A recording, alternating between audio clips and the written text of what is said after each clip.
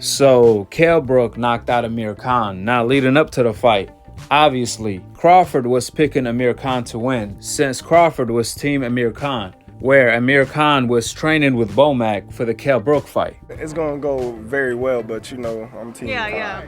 Yeah. Team Khan. That's why Crawford had no comments last night and disappeared like magic after the fight, which more so says a whole lot about Crawford's character as a person. I mean, he's just a very, very loyal person. He could have said a whole lot. After all, he did stop both Amir Khan and Kell Brook. More importantly, he stopped Kell Brook in 4 rounds, which no one has been able to do. But clearly, Crawford did not want to comment on his teammate getting beat up. Nevertheless, more importantly, this fight has been long overdue. And the reason behind that, it's as clear as day. This fight has been 10 years in the making. For the reason we saw last night, Amir Khan never wanted the fight. Khan never wanted to fight Kell Brook for a simple reason.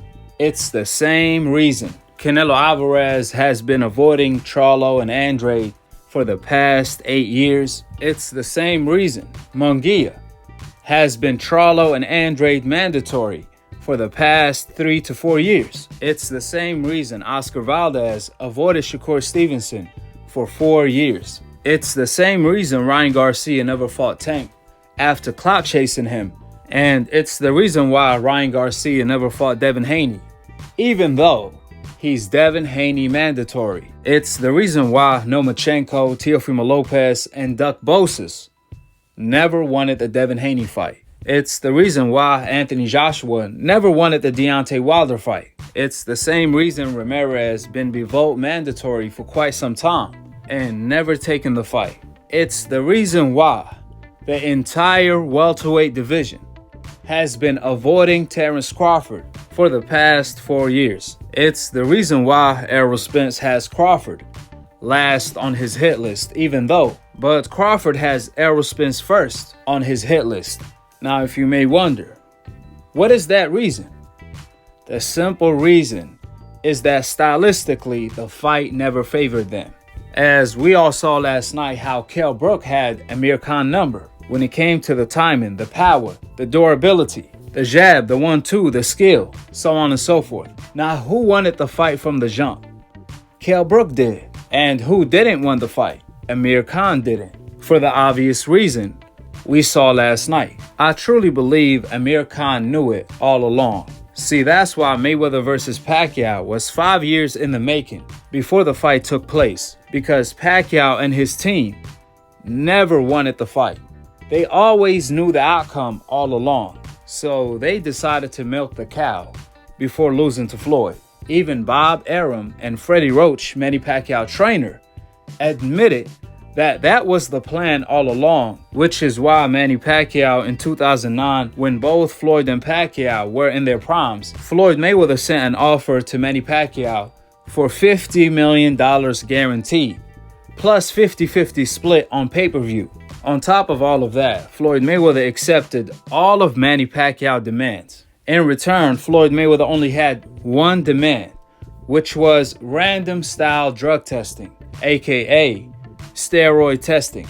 And would you guys believe, Manny Pacquiao turned down the offer. He turned down the fight due to a drug test, due to a steroid test. See, that's the absolute truth old media ignores and doesn't report on in order to paint the narrative that Floyd delayed the fight when it was Pacquiao that ducked Floyd Mayweather prime for prime due to a steroid test. But let old media tell it.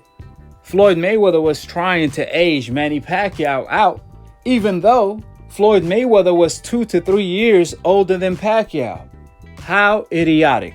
Then Manny Pacquiao came back at 40 years old to beat prime Keith Thurman, which killed old media illogical narrative even further. Furthermore, this is why the entire welterweight division is ducking pound for pound number 1 Terence Bud Crawford, because they don't think they could beat him.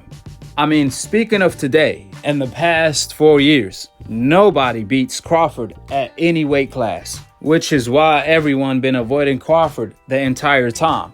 And the ones that actually stepped up to the plate The likes of Sean Porter, Kell Brook, Benavidez, Jeff Horn, Flex Diaz, Postal, Gamboa.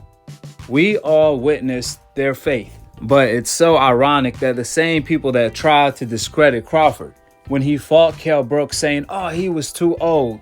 He broke his eye socket 3 years before he fought Crawford. Well, the same thing could be said about Errol Spence, maybe even worse, because Kell Brook moved up in weight, 2 weight divisions, to fight Gennady Golovkin, where he got knocked out and broke his eye socket as well. Then came right back to fight Errol Spence. But the same people that praised Errol Spence for that win criticized Crawford for knocking out Kell Brook in 4 rounds, even though Kell Brook's eye socket had 3 years to recover. And he also had 3 wins on top of that. At the very least, Kell Brook was coming off 3 wins when he fought Crawford. But when he fought Errol Spence, he was coming off a loss. A knockout loss, in fact. How ironic. I'm telling you, the Kell Brook that fought Terence Crawford was the same Kell Brook that fought Sean Porter. You don't have to take my words for it. Go back and watch the fight. Go back and watch how sharp Kell Brook was in that Crawford fight where he won the first 3 rounds with ease. It's just Crawford happens to be one of the hardest punchers pound for pound in the sport of boxing. That's why he did Kell Brook the way he did. Just like he knocked out Sean Porter and every single welterweight he fought. In addition to that, Kell Brook's performance last night against Amir Khan further proves that Kell Brook has a lot left in the gas tank. That's why Crawford gets the full credit for beating Kell Brook the way he did. I mean, that was truly amazing. You tell me, you be the judge. What's better, fighting Kell Brook after 3 years recovery and 3 wins, the way Crawford did, where Kell Brook said he was in the best shape of his life, or fighting Kell Brook after getting knocked out by Gennady Golovkin, where he broke his eye socket and moved up 2 weight divisions, then had to move right back to fight Errol Spence? You be the judge. You be the judge.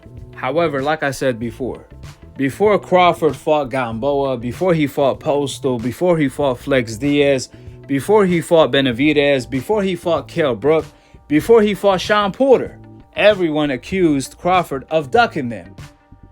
Then the moment Crawford takes the fight, then beats them with ease, all of a sudden, them same people that accused Crawford of ducking, they say, Crawford didn't fight anybody. Oh, he was old. Oh, he's this, he's that. When they the same age as Crawford. Kell Brook, Sean Porter, they all the same age. Matter of fact, when Sean Porter beat Ugas, then fought Errol Spence in a classic fight where it was the fight of the year, a lot of people believed Sean Porter won the fight. Now, I'm definitely not one of them people, but the point I'm making, them same people were pushing for Crawford to fight Sean Porter, even though Crawford wanted the winner of that fight. He wanted to fight Errol Spence. However, because a lot of these people are Errol Spence fanboys, they kind of look at it the way Amir Khan was looking at Kell Brook. They think Crawford has Errol Spence's number, since Errol is not that confident when it comes to the fight. So guess what? They don't want to see the fight. Therefore, they pushed up Sean Porter. On Crawford, they messed around and got Sean Porter knocked out. Now peep this. We factually know Sean Porter was at the peak of his best when he fought Crawford, because Sean Porter was getting better as his career continued. He nearly beat Errol Spence, then came right back to beat the crap out of an undefeated contender. Then he fought Crawford after everyone accused Crawford of ducking him. Now, a quick side note, whenever Crawford was accused of ducking someone, he fought them within a year timestamp. He did not wait years to do so. That's a real warrior. Now, after Crawford knocked out Sean Porter, which no one has been able to do, all of a sudden, the same people that accused Crawford of ducking Sean Porter are now saying that Sean Porter was old, even though Crawford and Sean Porter are the same age. And Crawford fought the best improved version of Sean Porter. To make matters worse, these same people don't want to see Crawford fight Errol Spence because they truly believe it's that same Kell Brook versus Amir Khan outcome.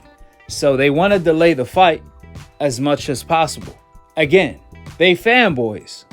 They not boxing fans. At least not true boxing fans. Because at the end of the day, or at least the night, I'm probably the biggest Errol Spence fan. But that doesn't mean I'm going to push against the fight of the decade. That doesn't mean I'm going to blind myself from seeing the truth. It takes two to tango. And all Errol Spence has to do is say smoke, and Crawford will pop up. With the facts being laid out, drop your thoughts in the comment section below.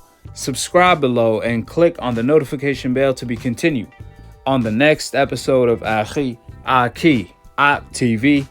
Peace, and I'm on to the next one.